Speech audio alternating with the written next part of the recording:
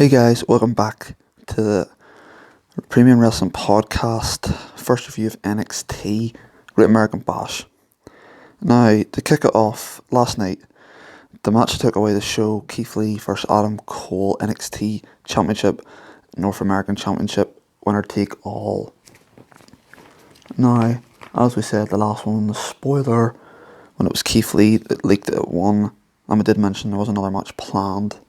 Could have been changed to Adam Cole, but I think everyone can probably agree and say that as the match took away the show, pleased for Keith Lee. Took him this long to come from this far. Plus, people doubt it. The size he is. How can he move like this? That's incredible. A man of him, to move that size. Not many guys can do what he does. So proud, and I'm so happy that he won it. And for a minute there, you could see that Adam Cole probably was going to keep winning all the belts again. But how long has Adam Cole been the face of NXT? To me, maybe a bit too long. Like I said, the last one, maybe they could get a chance up to the main roster. So Keith Lee winning, it is probably. Plus, just to mention, the match probably is one of the matches of the year. Was a great, hard-fought battle by both of them. So, well done to Keith Lee as finally being NXT champion. Well done. Now, next match I want to go to is Mia Yim versus Candice LeRae street fight. Now, that match probably wouldn't say it's probably one of the best street fights out of women that have ever been, but I wouldn't have said it stole the show.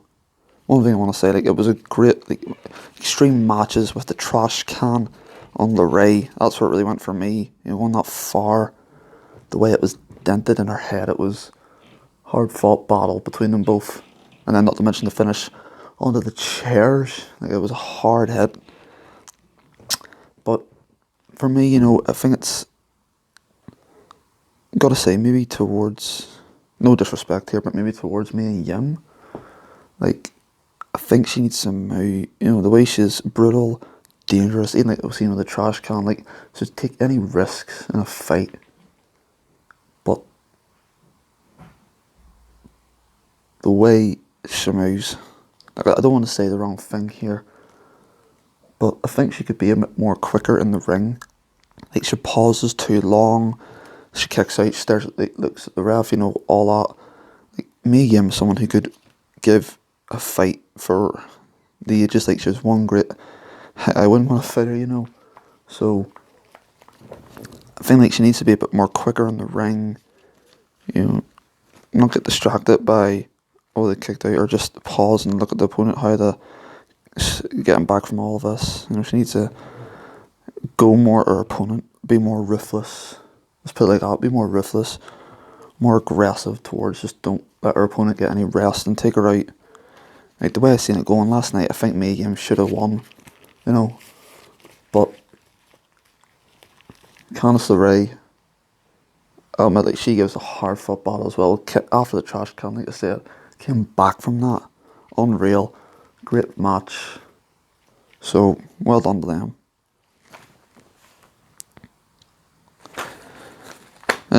Next match I'll go to is Breezango and Drake Maverick versus Legado des Fantasma. Now, as we all know, everyone knew about Drake Maverick being fired and getting back, and we all saw Triple H give him the contract, which probably for me one of the best moments I've ever seen. I was really happy and pleased for Drake Maverick because when I seen him in Impact, they got him. Then he moved over to WWE. First thought, he'll join EC3 again. That would be great to see. Then no, didn't happen. EC3 fired.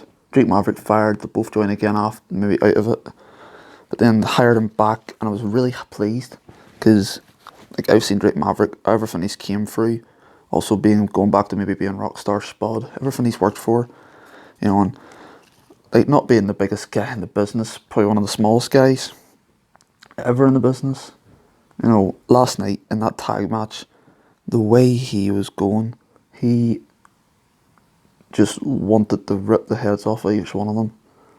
Like, I know people would have said, Rey Mysterio being the best out of smallest guys ever, he can give you a fight, Drake Maverick. I thought he was going back to the 24/7 title, getting beat for it every bit. He couldn't get the title off Truth and everything. Last night's match tag team, so quick. Plus, not to mention, all of them were so quick. Breezango, Maverick, all of them were quick in the ring. It was back and forth, back and forth. They wouldn't give Phantasma, they wouldn't give them a rest. They were unreal. But Maverick, if they had done that for the 24/7 title, I'm a bit mad, just to see the way he can fight last night was unreal. The way they wasted him with the 24/7, not to mention the 24/7 was great for me because it was so entertaining to watch. But annoyed that they wasted that long to now make him show what he can do. Even going back and Impact Wrestling as Rockstar Spud, to know from last night the way he can fight. And not to mention the other week on NXT, before Breezango, he jumped in the ring against 3 of them. If I'm Impact, I wouldn't have done that with him. So, I'm so proud of, just to know. Even seeing Maverick, it scared me a little, I'm a guy that's maybe twice his size, but after seeing last night, I wouldn't even step in the ring with him. He's that quick, he's that fast, he's brutal.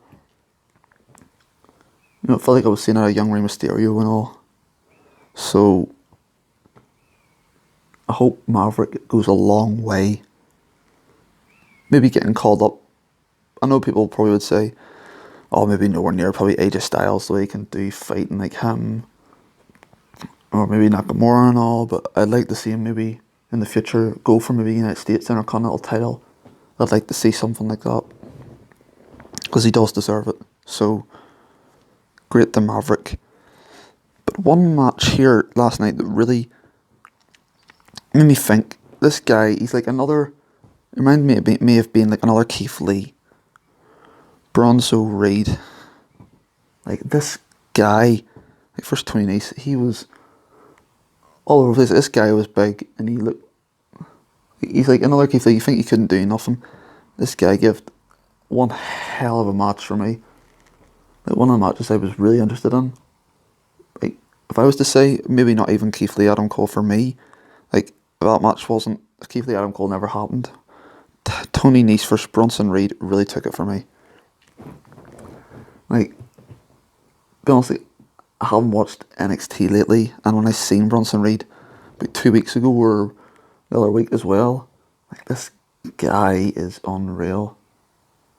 He's a guy not to mess with. He's, plus, not to mention, I know you probably think he's that strong the way he looks, but the way he moves, plus top rope, not like I said, not many guys like Keith Lee and all that size top rope that can do that.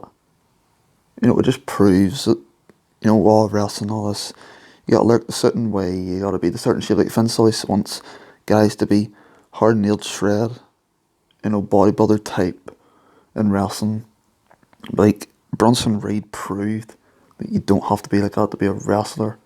He's doing top rope moves at that size and the weight, and he flew like a feather on top of Nese to win. This guy could go a long way the way I'm seeing him. So, same for Keith Lee. I hope Bronson Reed gets really far. Not just NXT. If he moves to the main roster, I'd love to see someone like Bronson Reed versus someone like Otis. Him and Otis versus each other would be a hard fought battle. Or Bronson Reed versus Big E would be one to see. No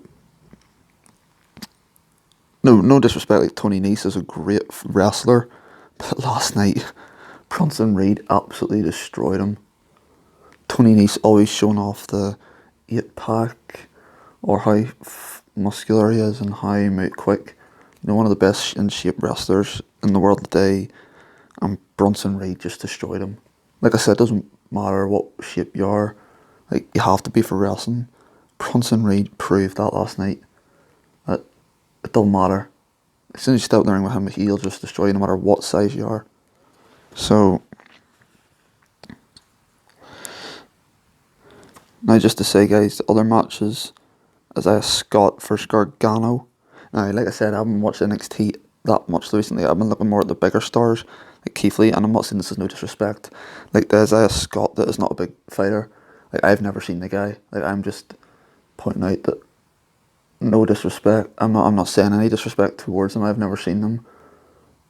But Mark has watched them a couple of times, and he's said to me, like, hey, watch him, look how good he is. And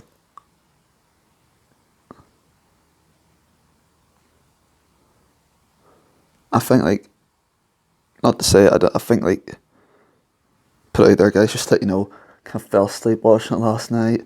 Then I woke up this morning to watch it. I had to watch it in the highlights. So I didn't really see, like, every match as fully. So Isaiah Scott Gargano is one that I did kind of miss. I didn't really see it as much. But last week, like, I seen Isaiah Scott, the way he fights. Like, I'll give it to him. He could be an upcoming star. But I think, just to say, like, a great match for him to go against Gargano. It is a good match. Just like I said, I kind of didn't really see the match fully. So, not really thinking... I can't really say anything about him. Like, well, I can't say anything that he's not good, or I can't say anything he's not bad either. So, sorry to you guys about that match. But, like I said, so, tune in for the next review. It'll be AEW Fyter Fest for the next one. And then later on today or tomorrow, we'll post out what me and Mark think, and probably which show won out of them all. Was it NXT Great American Bash or AEW Fyter Fest? We'll let you know who we thought had the better show. So tune in, see yous, and what you gonna do, brothers? When wrestling, premium wrestling podcast runs wild and all your candy asses. Peace.